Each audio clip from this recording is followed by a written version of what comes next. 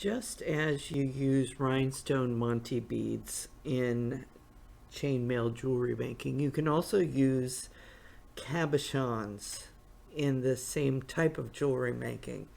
So today I'm showing you a brand new setting, and you can see it's kind of like a little cup, and this is the back side of the setting.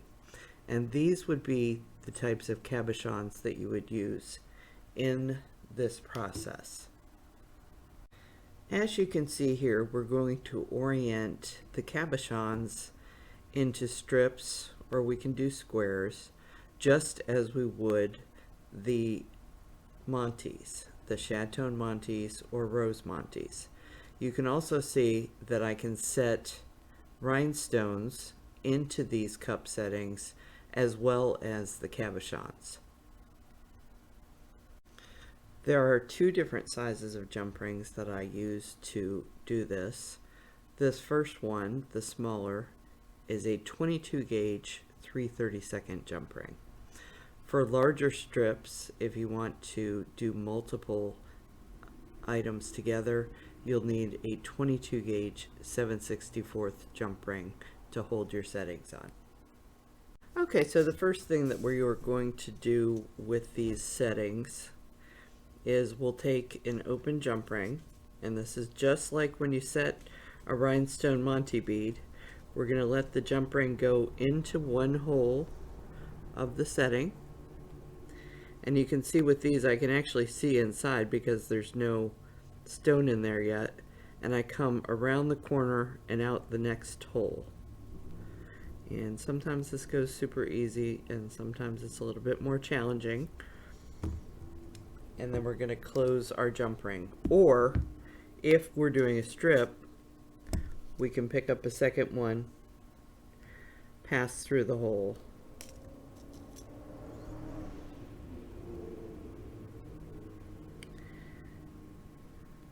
let it find its way out the next hole. This one doesn't look like it's at a good angle for me, so let me try a different hole. I have to make sure that the cup tilts up towards me, okay, and see how it comes out that second hole. So that's how you put two cups on. If it was just one cup, I would have gone ahead and closed the jump ring already.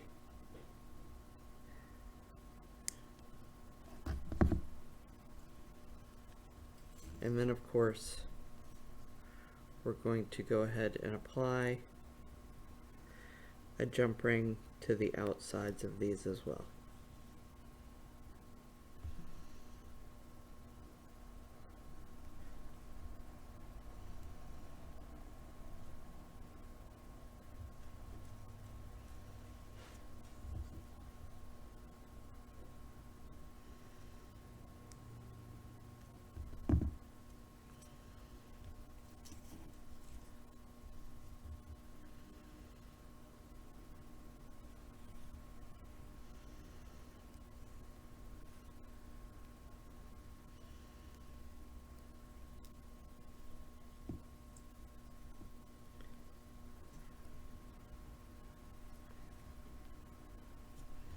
This one I think I need to open a little bit more because the edge of the cup seems to be getting into my way.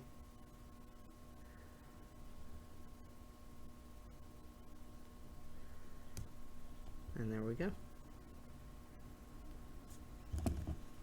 So go ahead and complete the jump ring portion of this before any of the stones are set. Plan out your work of how many of these you'll need in order to make the full piece of jewelry that you need to make, and then we'll move on to the next section where we will be setting the cabochons into these cups.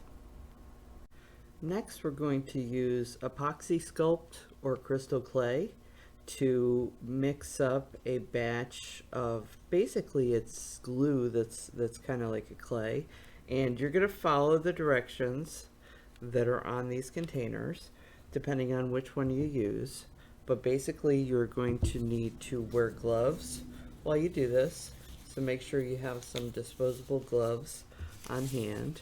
and you can see I've pulled out 2 little dots of this in about equal sizes.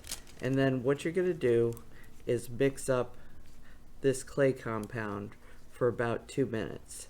Now let me just mention that this clay, because it's a 2-part epoxy, this is going to hold on forever. So whatever this sticks to, it will probably stick forever.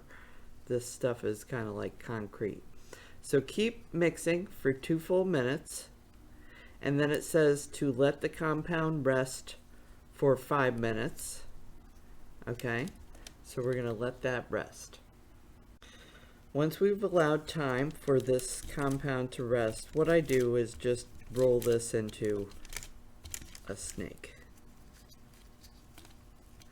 because I want to pull off little teeny tiny bits. Like this little piece is going to do a whole bunch of settings. You'll be able to work with this for about an hour, but I recommend that, you know, just go ahead and get done with what you need to get done all at one time. Get all of the little cabochons set. Okay. And I'm going to take off my glove at this point. And we're just going to break off a small piece of this. You just need the tiniest little amount. Okay. And I'm going to bring in the setting that you saw me work on. So because this is a double, I'm going to get a little piece into each of these. And I'll just mention, if you want to, before getting to this point, if you want to, you can certainly sand the back sides of your cabochons so that they will have even more grip to them. I think on this left side, I don't know, I might have too much on that. You'll get the gist of how much you need, but it doesn't look like that's nearly the same amount. And I want these to kind of match,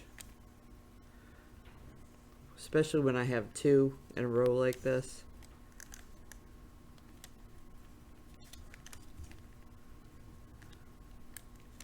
Okay, so now we just take our cabochon and we're going to push it down in. As you can see, this is really tiny work.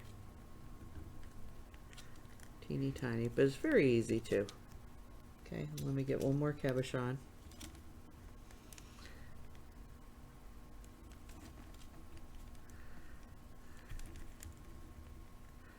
Get my little, I don't want the epoxy sculpt to be sticking out at the end, so I'm just centering that a little bit to make sure it won't be sticking out. And then I'm just going to push that one down in too, and we are done. So you can set these aside, set them aside for about 24 hours and let everything dry and make sure it's solid in that time. And I will tell you, if you want to, in the meantime, during this first hour before this really sets up, if you want to move these around so that they'll still be mobile later, you certainly can. And the other thing I'd recommend you do is try and get the little seam part inside one of the cabochon settings, because then you're never going to see the seams when you're done with these. Okay, and that is all there is to it. Now we can wait 24 hours, and once these are all set, then we can lay out all of the pieces that we made, and we can make a piece of jewelry using chainmail techniques.